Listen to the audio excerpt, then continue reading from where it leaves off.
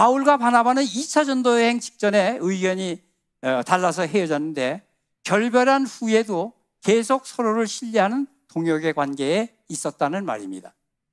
오늘 본문에서 서로 다투고 결별했던 바울과 바나바는 그 이후에 화해한 것으로 받아들일 수가 있습니다.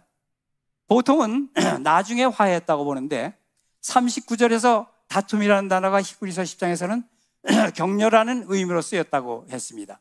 그것은 소수의 의견이긴 하지만은 어느 것이 맞아도 상관이 없습니다. 후에 화해를 했든지 아니면 헤어질 때부터 아주 뜨거운 격려 가운데 헤어졌든 상관없이 우리가 흔히 하는 감정적 싸움을 하고 서로 상종도 안 하게 헤어진 것이 아니었다는 것입니다. 그들은 주님의 복음을 전하는 데 있어서 주님의 뜻을 따라 동역하며 나아갔다는 것을 알 수가 있습니다. 오늘 본문 39절 이후에는 더 이상 사도행전에 바나바가 등장하지 않습니다. 안디옥 교회 또한 바울을 여기서 공식적으로 파송한 사실로 미뤄봐 하나님 역시도 마치 바울의 손을 들어주신 것처럼 보입니다. 그러나 그게 아닙니다. 바나바와 마가가 여기서 사라졌다고 해서 그들이 실패자가 된 것은 아닙니다. 진정 그리스도 안에 있는 사람들은 망할 수도 없고 실패할 수도 없습니다. 골로새서 4장 10절에 보면 나와 함께 갇힌 아리스도가와 바나바의 생질 마가와 이 마가에 대해 너희가 명을 받았음에 그가 이르거든 어떻게 하라고요? 영접하라. 바울은 마가를 영접하라고 골로새 교회에 권면하고 있습니다. 바울은 또한 디모데후서에서도 마가를 언급한 부분이 있습니다. 디모데후서는 바울이 체포돼서 음습한 로마의 감옥에 갇혀서 이제 다가오는 겨울을 바라보며 마지막을 예감하고 유언처럼 쓴 편지입니다. 실제로 디모데후서를 쓴 지 얼마 안 돼서 바울은 참수형을 당했습니다. 바울은 이 편지인 디모데후서 4장 9절부터 11절에서 디모데에게 이렇게 말합니다. 너는 어서 속히 내게로 오라. 데마는 이 세상을 사랑하여 나를 버리고 데살로니가로 갔고 그리스게는 갈라디아로 디도는 달마디아로 갔고 누가만 나와 함께 있느니라. 내가 올 때에 어떻게 하라고요? 마가를 데리고 오라. 그가 나의 일에 유익하니라. 바울은 2차 선교여행 직전에 데리고 가면 안 된다고 했던 마가를 긴 세월이 흐른 다음에 자기에게 데리고 오라고 디모데에게 부탁을 하죠. 이것은 그때 바울이 마가를 동역자로 생각했다는 증거가 됩니다. 마가를 가리켜서 나의 일에 유익한 사람이라고까지 이야기합니다.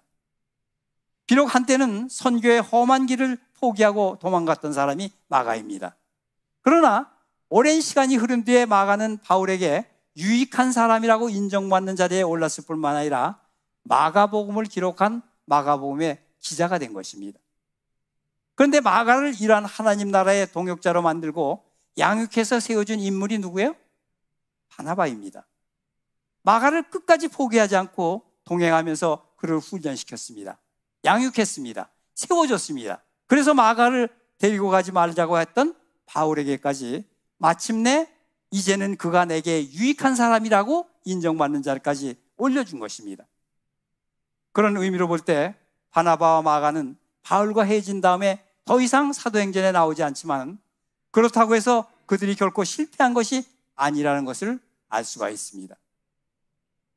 우리의 인간적인 눈으로 보는 당장 눈앞에 결과가 없으면 실패했다고 할 수도 있고 뭔가 결과가 있으면 금방 성공했다고 하며 잘났다 못났다 평가할 수도 있지만은 하나님은 한때의 실수와 좌절과 실패까지도 다 품으시고 그것까지 사용하셔서 합력하여 선을 이루게 하시는 분이라는 사실을 우리는 기억하고 행동해야 한다는 말씀입니다. 하나님을 사랑하는 자, 곧 그 뜻대로 부르심을 입은 자들에게는 모든 것이 합력하여 선을 이루니라고 한 로마서 8장 28절의 말씀은 정말 진리입니다. 하나님은 우리의 가장 최악의 순간까지도 사용하셔서 그것을 선으로 바꾸시는 분이십니다. 그래서 그리스도 안에 있는 사람은 결코 좌절도 없는 것이고 실패도 없는 것입니다. 사랑하는 워싱턴 기도연합의 동역자 여러분, 우리도 하나님의 일을 하다 보면 서로 의견 차이가 당연히 있을 수 있습니다. 우리가 현재 경험하고 있는 일 아닙니까? 서로 얼굴이 벌개질 정도로 논쟁을 할 수도 있고 다툴 수도 있고 의견이 좁혀지지 않을 수도 있습니다. 그럴 때 우리는 기억해야 합니다.